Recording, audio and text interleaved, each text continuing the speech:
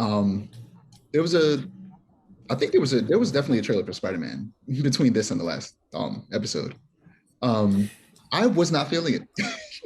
I'm not excited for this movie. I'm gonna watch it, but I'm like not excited for this movie at all. I don't know how you I feel just about want to it. see Andrew and I just want to see Andrew and Toby. I don't even necessarily want to see Toby come back. I just want to see Andrew and Charlie Cox come back. That's literally where my excitement ends. I don't care what happens to Tom Holland Spider Man. I don't care what happens. Like I don't care what happens to his cast of characters. I don't care. I just want Matt Murdock Somebody, and Andrew Garfield Spider Man back. That's it. That's all.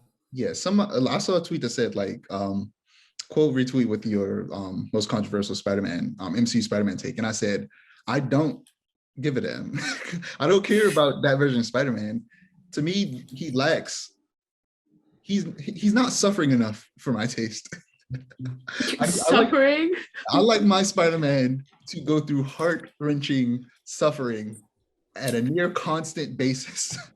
I like my Spider-Man with a taste Going of, through it. crippling existential dread. That's what Yeah. I like my. That's how I like my Spider-Man. I like my Spider-Man to be going through it all of the time. I like my Spider-Man with a little drizzle of depression. You know. Yes. I like my Spider-Man with a huge drizzle of depression. This version of Spider-Man is just not depressed enough. I don't like it. Yeah, I mean he lost what Iron Man or whatever. He lost heartbroken, but he lost a person that he knew for like a couple months. Look, Yeah, I was gonna say he knew Iron Man for like what, like a year and a half, and they barely interacted in that not year and only a half. that, Like, yeah. Not only that, we didn't care about the fact that he was sad that Iron Man died. We were just sad that Iron Man died. yeah. yeah, he was literally feeding off the audience's sadness. Like, Yeah, because like we didn't get to see them interact enough for us to really feel for him losing a mentor because they barely interacted. What? He went, picked him up in Civil War. He talked to him a little bit in Infinity War and Endgame, and then he's dead. Like they barely interacted for us to care. The best part of those movies are the villains. Vulture was great. Mysterio, they made him work, which I have been wanting Mysterio in live action for a long time. And they actually made him work. I was happy to see it. I don't I mean, it was okay. To me, it was kind of silly about like hearing their backstories of why they became evil. It's like, yeah, Stark, he's trash. He didn't like my invention, so I turned evil.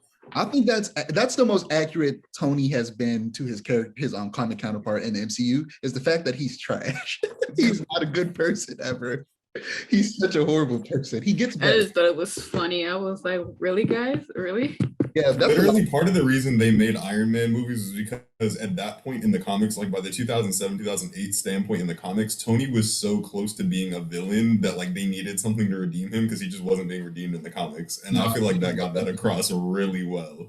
they should have let that man turn into a villain. Right. He should have been a villain. It's basically Superior Iron Man is the only Iron Man series that I've ever finished, and I really think that Tony as a villain works more than anything else. yeah, Tony, both Iron Man and Reed Richards are always on the cusp of villainy. Not even really on the cusp. Half of the time they are just straight up villains. But yeah, that's how Yeah, no. After Civil War, Tony was like he was literally like blatantly being like literally villainized. Like he was just a villain at that point, and they were like, let's just make an Iron Man movie and reset everybody's interpretation of Iron Man real quick because this don't work. Yeah.